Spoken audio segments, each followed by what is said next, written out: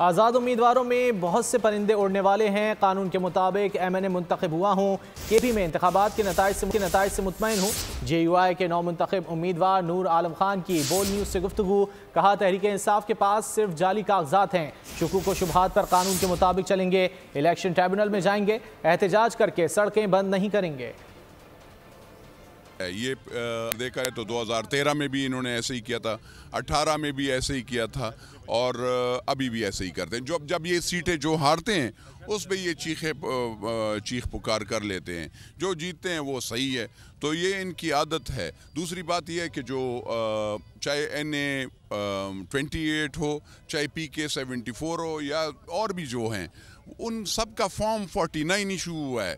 अब उस पर कुछ भी नहीं हो सकता। उस पर खाली, क्योंकि सब लोगों ने फॉर्म C भी जो अखराजात का वो है वो भी जमा किया है। अब खाली एक ही काम हो सकता है कि वो ये, अगर इनको बहुत शौक है, वो भी पूरा कर लें ट्रिब्यूनल में। वो जब हम ओथ ले लेंगे, जब ट्रिब्यूनल बन जाएगी, उसके बाद ये जाएं। सब्सक्राइब करें और बेल दबाएं ताकि कोई खबर रह न जाए।